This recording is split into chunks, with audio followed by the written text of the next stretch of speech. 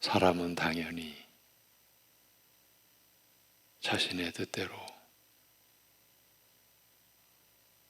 또 자신이 책임지며 살아가는, 그렇게 살아갈 수 있는 존재로 당연히 여겼던 그러한 우리의 사망의 무지를 일깨워 주시고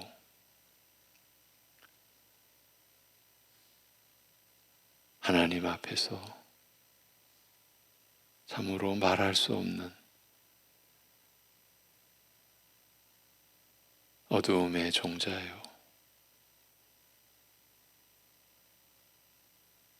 그렇게 불결하고 참으로 참담한 죄인이었음을 깨닫고, 그럼에도 우리 주 예수 그리스도의 은혜 안에서 회개하며 나아갈 수 있도록, 하나님께로 나아갈 수 있도록 이 모든 은혜를 베풀어 주신 아버지 하나님, 하나님께서 허락하여 주신 새날 오늘을 살아갈 때에 우리가 허망한 오만함 속에 처하지 않는, 전적으로 주님만을 의지하고 주님만을 신뢰하지 아니하면 아니 될 자신을 알고, 그리하여 주님께 전적으로 내어 맡기고 주님을 의지하며 살아가는 하루를 살 수 있게 인도하여 주옵소서. 예수님의 이름으로 기도합니다.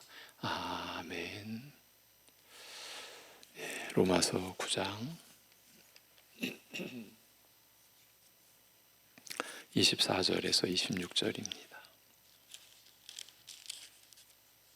로마서 9장 24절에서 26절.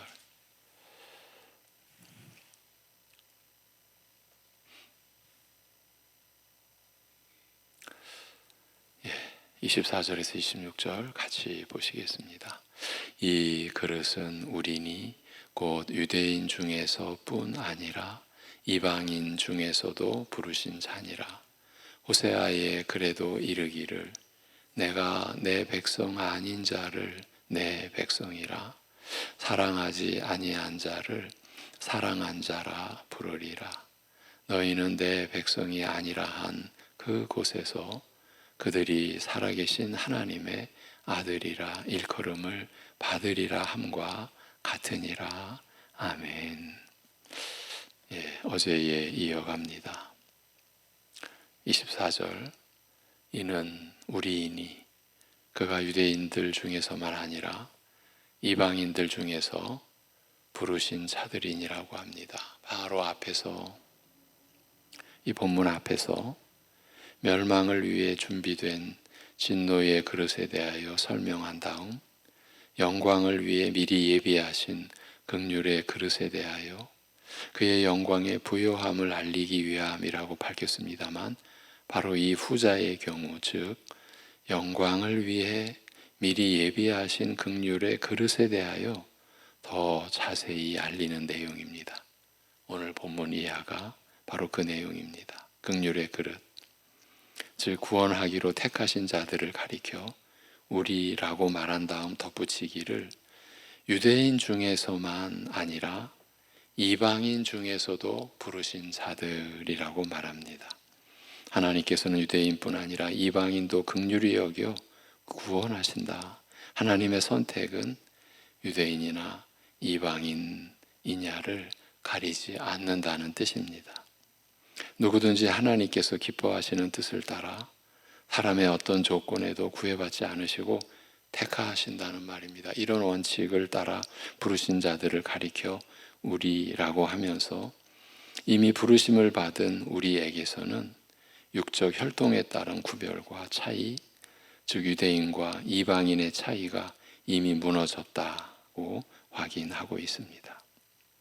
구원의 대상은 유대인과 이방인의 차이, 곧 육적 혈통을 가리지 않는다는 사실이 우리에게는 이미 익숙한 탓에 당연한 일일 뿐 전혀 놀랍거나 이상한 일이 아닙니다만, 그러나 바울 당시에는 유대인과 이방인의 구별이 무너진다는 것은 청천벽력 같은 일이었습니다. 어느 누가 이러한 이야기를 했다고 합니다. 사람이 만들어낸 벽, 그 벽 가운데 최상의 벽, 인간이 만들어낸 벽입니다.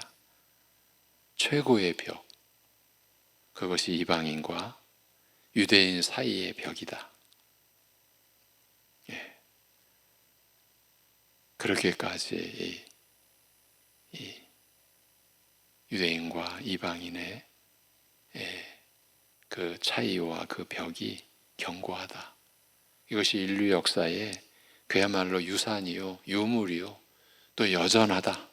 그런 의미로 누군가 그런 말을 했다고 합니다. 바울 당시에 유대인과 이방인의 이 구별이, 이 차이가 무의미해진다, 구별이 무너진다는 것은 있을 수 없는 일이었습니다. 청천벽력 같은 일이었습니다. 이스라엘을 택하여 저희와 언약을 맺어 하나님의 백성으로 삼으시고 지금까지 이어온 역사를 송두리째 부인하는 일로 여겨질 수밖에 없었던 그런 사안이었습니다. 그리하여 믿지 않는 유대인과의 관계, 말하자면 유대교와의 관계에서는 험악하고 격렬한 갈등이 내내 이어졌습니다. 유대교와의 충돌과 핍박의 중심에는 언제나 할례 등. 그래서 어제 이런 언급을 해드렸죠. 바울이 할례만이라도 타협했으면, 양보했으면, 이제 우리나라의 경우에 제사가 참 시골일수록 예수님을 영접하는 데 있어서 참으로 장벽 중에 장벽이었죠. 그러니까 이제 이렇게까지 가게 됐죠. 그래, 상은 차리라. 이제 교회가 이렇게 타협을 한 거죠. 그래서 상은 차려라. 그러나 절만하지 말라. 이건 제가 얼마 전 며칠 안 돼서 우리 성도님의 그 예전 그 시골 마을에서 예수님을 믿은 한 20가구 정도가 사는 그 마을에서 우리 성도님이 최초였답니다. 그런 이제 시골에서 사시던 그 이야기를 들으면서 제사와 관련해서 교회가 타협한 내용도 얘기를 해주시는데 상은 차려. 그런데 절은 하지 마. 여기까지. 그런데 이것과는 어쩌면 더 비교가 안 될 정도로 사도 바울은 이 할례로 인하여 온갖 핍박을, 우리가 상상할 수 없는 고난을 겪게 됩니다. 이렇게 유대교와의 충돌과 핍박의 중심에는 언제나 할례 등 율법의 규례를 부인한다는 의혹과 비난이, 그러니까 바울 사도가 할례를 무시하는 것뿐만 아니라 모세의 율법 자체도 부인한다라는 그런 비난, 그런 의혹을 받았고, 그런 그 의혹과 비난이 언제나 그 핍박의 중심에 자리 잡고 있었으며, 이로 인한 갈등과 충돌은 너무나 격렬하여 상상을 초월하였으며 오늘까지도 정리되지 않고 여전히 불씨로 남아 있습니다. 여기서 이어갑니다. 사실 이스라엘의 경우 육적 틀을 무너뜨리고 벗어난다는 것은 그리 단순한 문제가 아니었습니다. 육적 틀. 아브라함의 약속이 궁극적으로 바라본 실체가 하늘에 신령한 것임이 사실이나, 그러니까 육적 틀을 초월하는 것이죠. 하늘에 신령한 것이니까 그런 것임이 사실이나, 하늘에 신령한 것임이 사실이나, 이 약속이 이루어져 온 역사 과정을 살펴보면 영적 실체가 육적 형식과 그 육적 틀 속에 담긴 채 진행되어 왔습니다. 이것을 누가 부인할 수 있겠습니까? 아브라함을 이어 이삭이 그 상속자와 후계자가 된 일은, 이 상속자, 하나님 나라의 상속자입니다.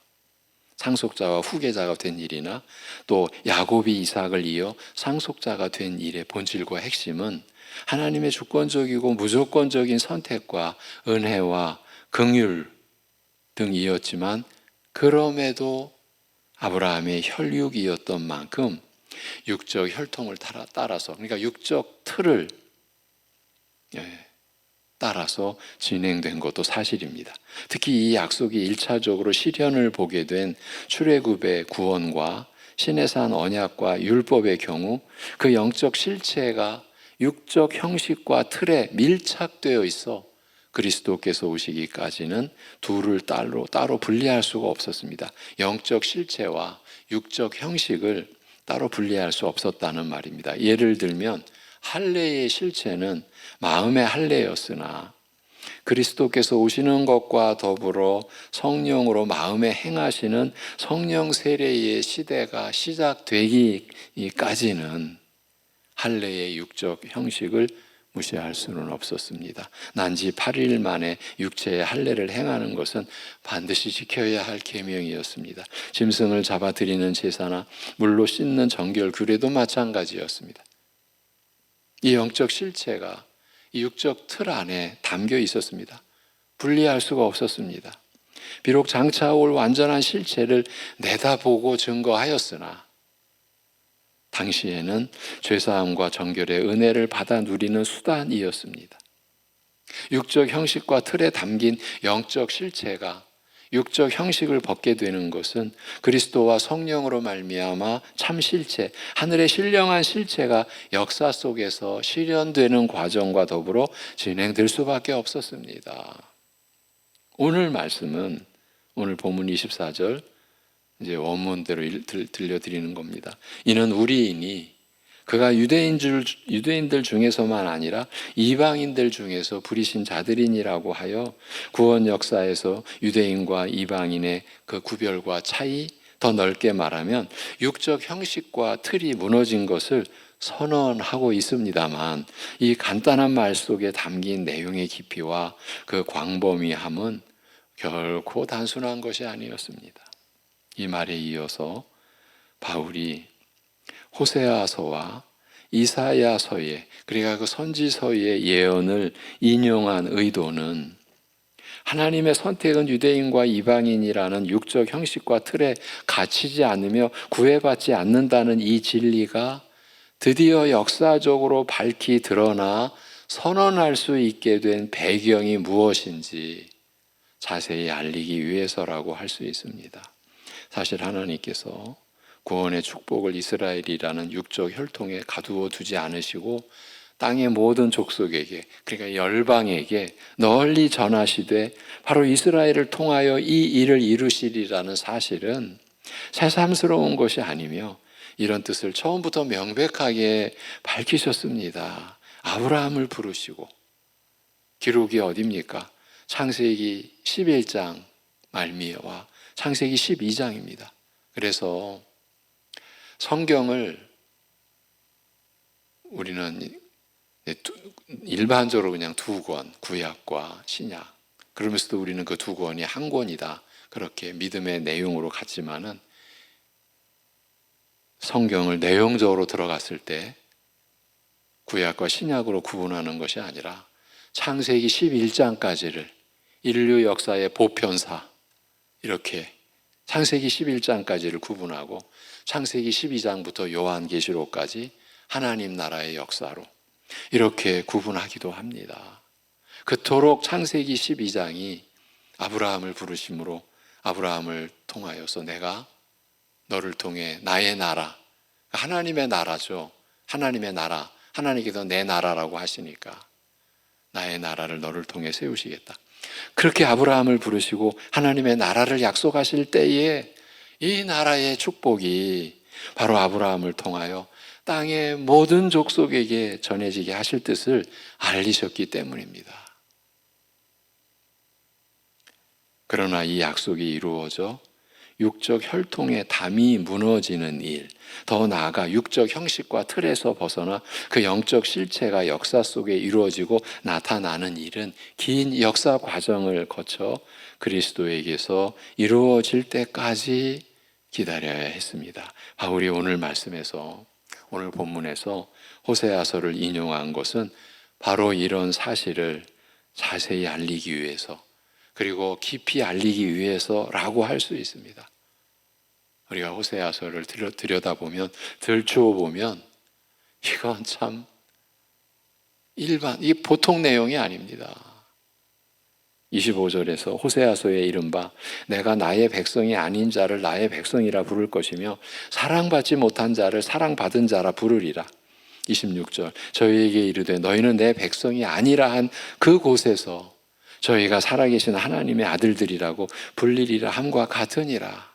이렇게 적고 있습니다. 호세아서에 이른바 내가 나의 백성이 아닌 자를 나의 백성이라 부를 것이며 사랑받지 못한 자를 사랑받은 자라 부르리라고 한 말씀은 호세아서 2장 마지막 25절을 인용한 것입니다만, 그런데 좀 아쉽게도 이 호세아서 2장 마지막 절 25절이라고 했는데 이 히브리어 원문은 우리말로 번역된 우리말 성경과 이 장 구분이 다릅니다. 이제 그 점을 양해하시면서 가야 되겠습니다. 그러니까 호세아서 2장 마지막 25절을 인용한 것입니다만 이 구절의 뜻을 파악하기 위해서는 전후 맥락을 주의 깊게 살펴볼 필요가 있습니다. 그 한 구절을 딱 뽑아서 보는 게 아니라 그 전후 맥락을, 사실은 신약에서 구약이 인용됐을 때 항상 이런 자세, 이런 관점이 우리에게 요구가 됩니다. 그래야만이, 어떤 경우에는 그 인용한 그 구약 성경 권 전체가 어느 정도는 이해를 필요로 하는 경우도 있습니다. 이 구절의 뜻을 파악하기 위해서 이제 전후 맥락을 대략적으로 살펴보겠습니다. 선지자 호세아는 유다 왕 우시야, 요담, 아하스, 히스기야, 그리고 북이스라엘 왕 여로보암 시대에 하나님의 말씀을 계시받아 전한 선지자였습니다.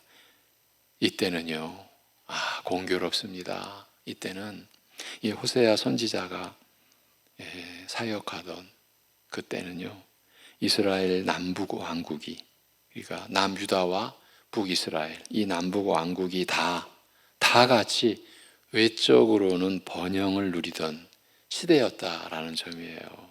특히 남왕국 유다의 경우 우시야와 히스기야는 하나님을 경외하는 경건한 왕이었습니다. 이런 번영의 시대에 호세아에게 임한 하나님의 말씀이 특이했습니다. 어떻게 특이했습니까?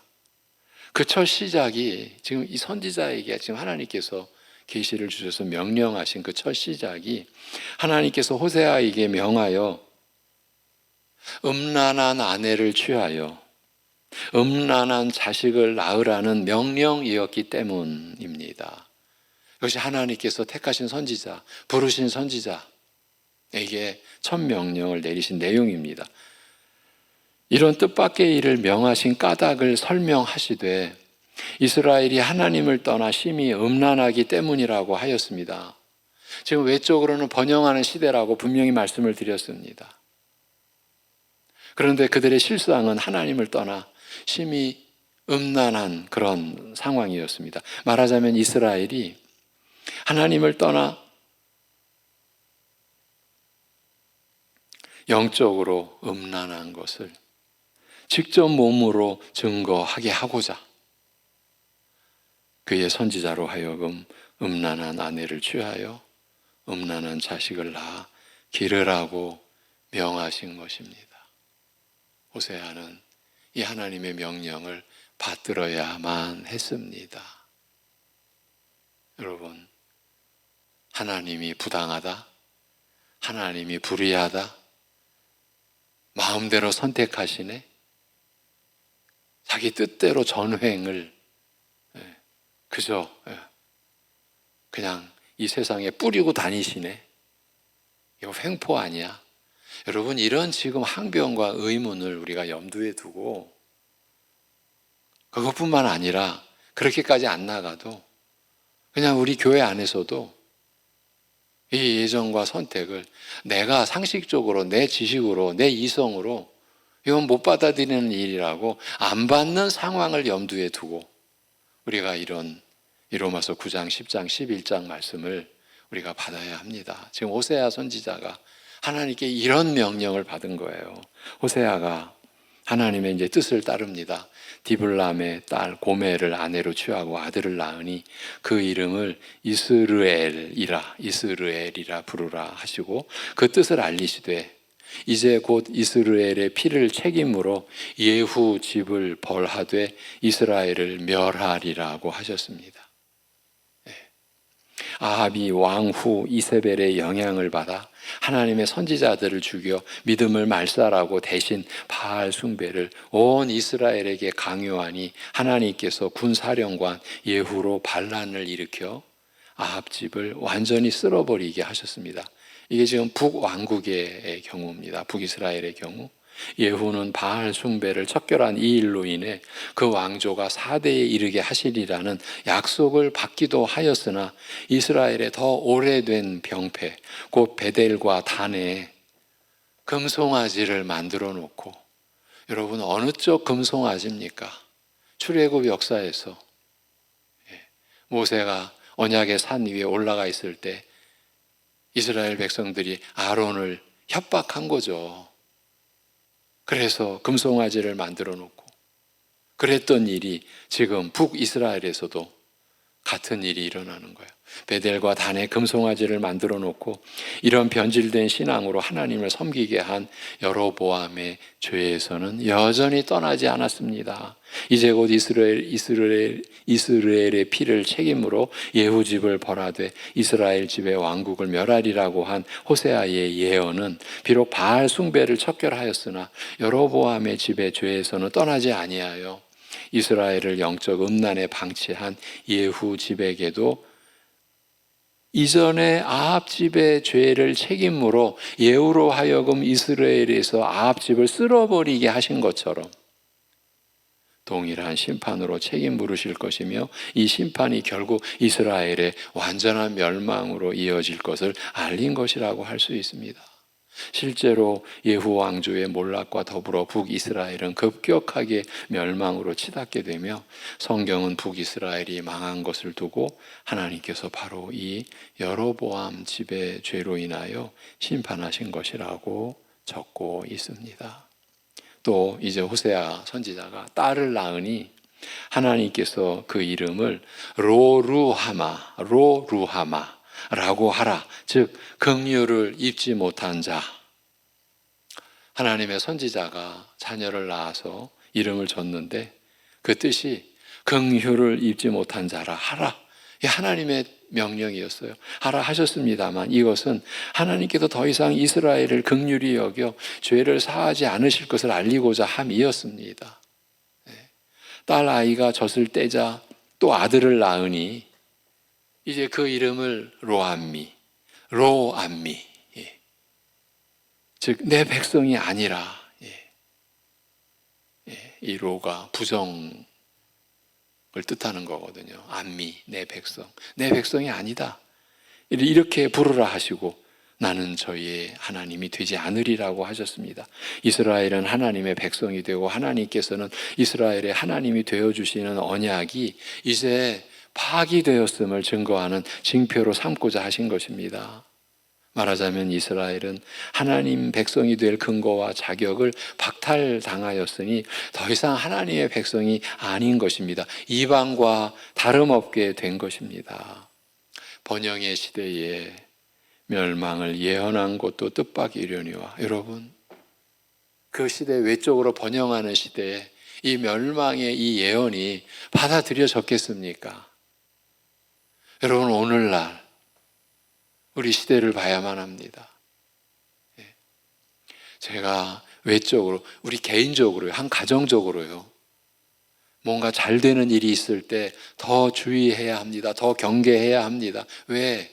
우리 자신이 하나님을 나도 모르게 떠날 수 있으니까. 아니,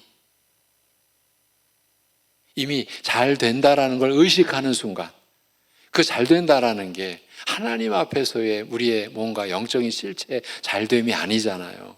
우리가 그런 안목이 있는 게 아니잖아요. 그냥 지금 뭔가 형편이 좋아진 거예요. 잘 된 거예요.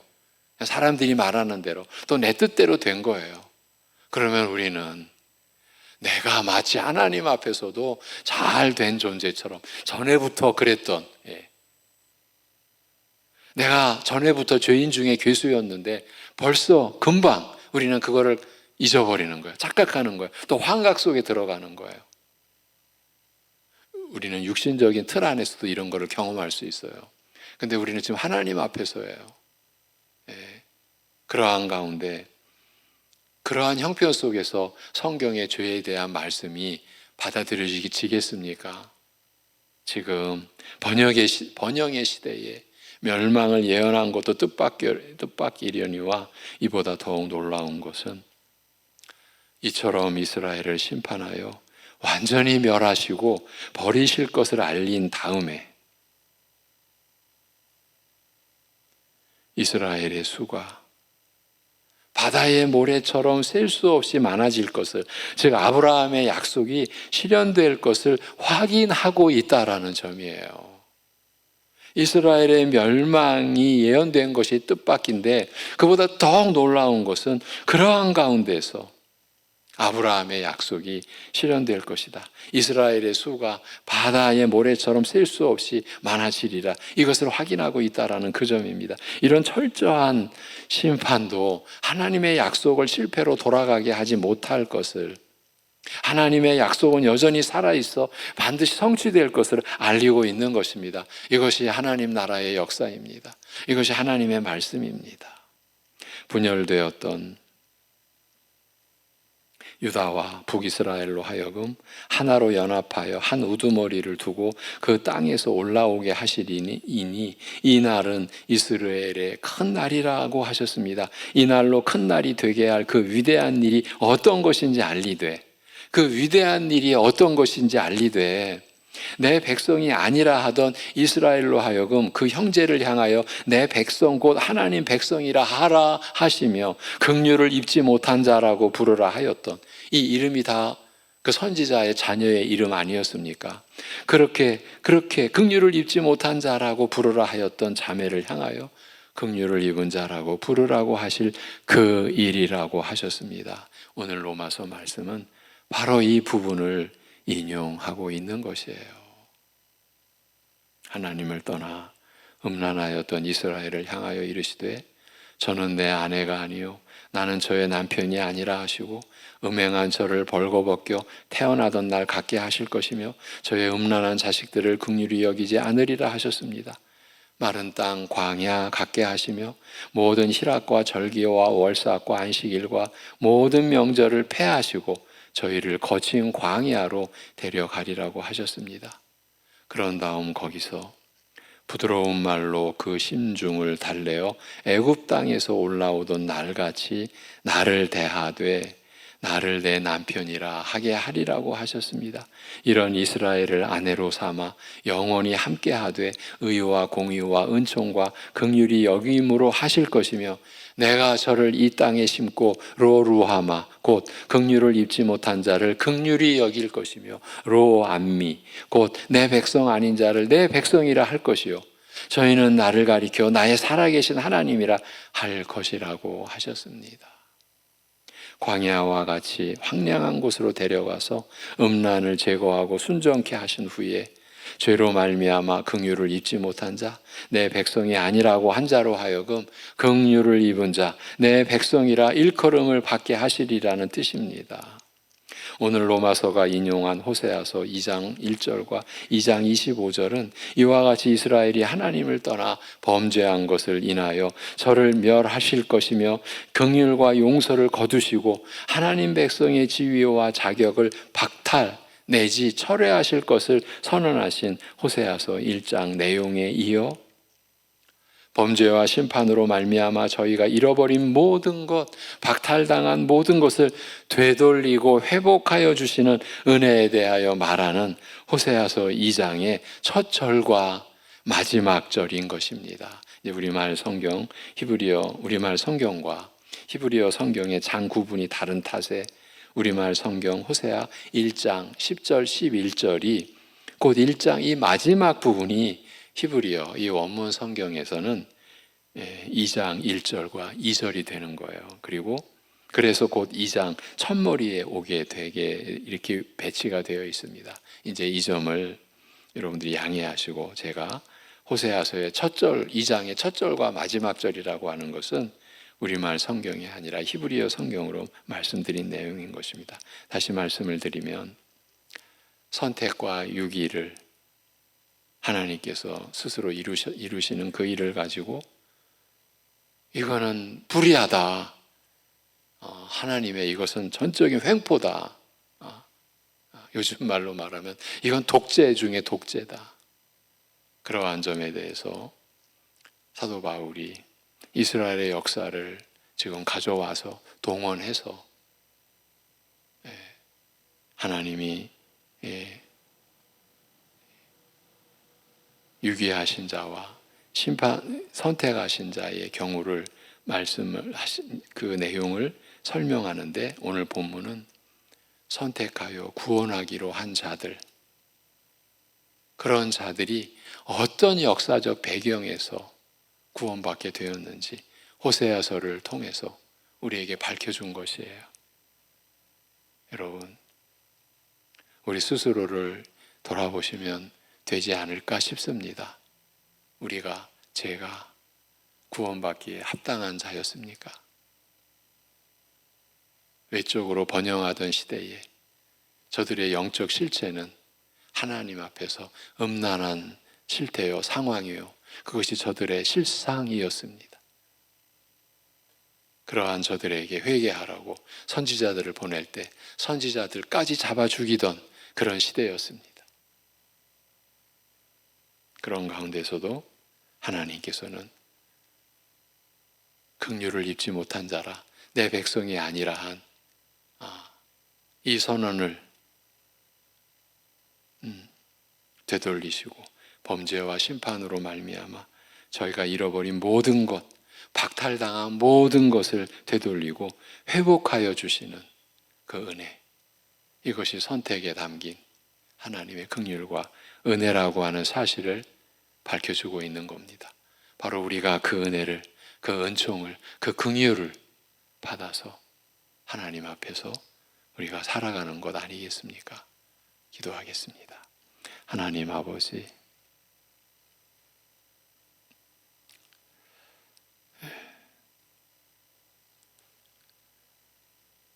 하나님을 우리가 말씀으로, 성령의 증거하심으로 알게 됨으로 우리 자신을 알게 해주셨고, 우리가 하나님의 은혜를 받을 수 없었던 그야말로 어두움의 자식이요, 진노의 자녀요,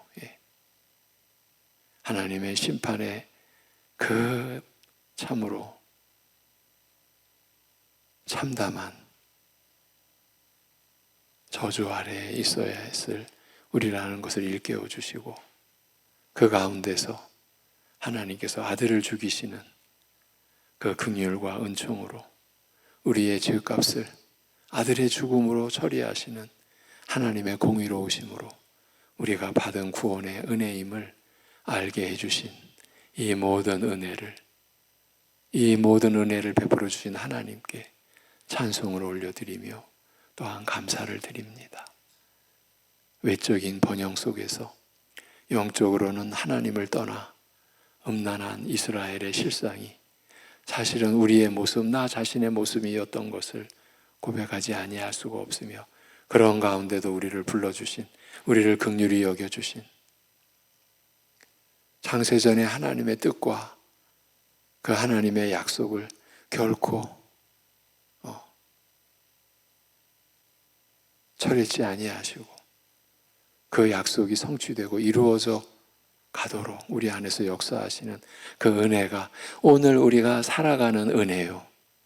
그 하나님의 긍휼과 은총이 오늘 우리가 살아가야 할 지혜와 능력임을 우리가 말씀으로 받고, 그래서 오늘도 우리가 주님을 절대 의존할 때에 우리에게 이루어지는 어려운 일 중에도, 큰 낙심 중에도 우리를 여전히 붙들고 계시는 주님으로 인하여 산 소망의 자리로 돌아올 수 있게 하여 주옵시고, 모든 형편이 여의할 때, 마치 뜻대로 되어지는 것 같을 때 그것이 자기에게서부터 비롯된 열매가 아니라는 하나님의 뜻으로 인한, 그래서 오히려 하나님께 더 의지하고 그 형편을 의지하는 게 아니라 하나님을 의지하고 하나님을 신뢰하고, 그래서 그 안에서도 우리가 하나님을 찬송하며 감사하며 살아가는 그런 오늘 하루이기를 구하옵고, 어떤 어려운 상황, 말로 다 할 수 없는 그런 어렵고 힘든 상황 속에서도 이러한 하나님의 긍휼과 은총이 나를 두르고 있으며 나를 받쳐주고 있으며 나를 인도하고 계시는 그 긍휼의 하나님을 바라볼 수 있는 믿음의 역사가 일어나는 하루 되게 하여 주시옵소서. 우리 주 예수 그리스도의 이름으로 기도하옵나이다. 아멘.